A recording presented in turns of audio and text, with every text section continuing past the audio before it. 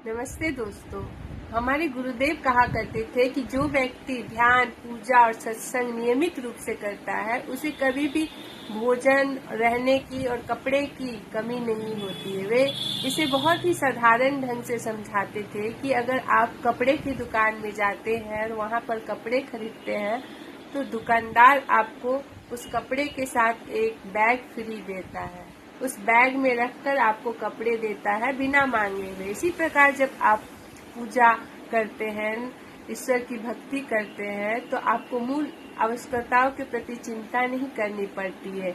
ये सब ईश्वर स्वयं ही व्यवस्था कर देते हैं।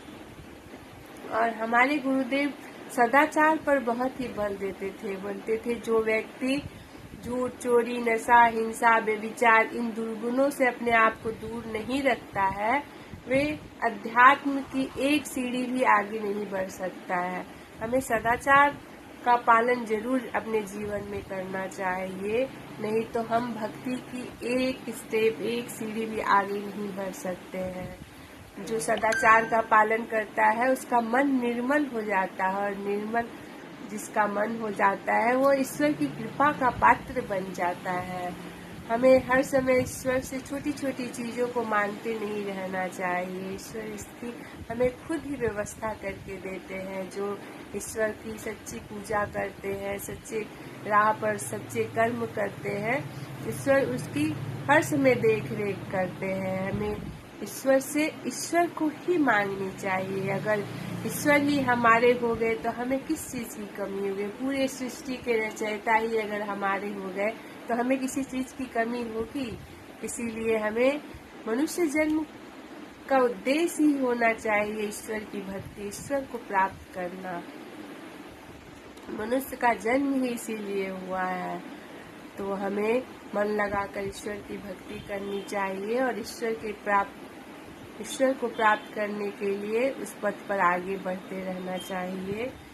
और छोटी छोटी चीजों को ईश्वर से मांगने की जरूरत हमें नहीं पड़ती है। हम अगर हमारे कर्म अच्छे हैं, हमारा मन विचार सब अच्छा है तो ईश्वर हमें खुद ही सब चीज की व्यवस्था कर देते हैं। अगर विश्वास ना हो तो आजमा कर देखिए, कभी भी किसी चीज की आपको कमी नहीं होगी और आप भक्ति के पथ पर आगे भी बढ़ेंगे। आपका इस दुनिया में मान सम्मान भी बढ़ेगा।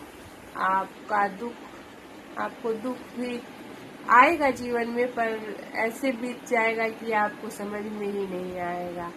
आज के लिए मैं यहीं पे समाप्त करती हूँ। फिर कुछ नए विचारों के साथ आऊंगी, गुरुदेव के उपदेश को लेकर आऊंगी। जो मैं पढ़ती हूँ, जो मुझे अच्छा लगता है, जिसे मैं अपनाती हूँ, वो आप लोगों के साथ भी सोची शेयर कर दूँ। उम्मीद करती हूँ आप लोग को भी अच्छा लगा होगा। थैंक यू सुनने के लिए, धन्यवाद। जय गुरु। और सामने इंडिपेंडेंस डे आ रहा है, हैप्पी इंडिपेंडेंस डे।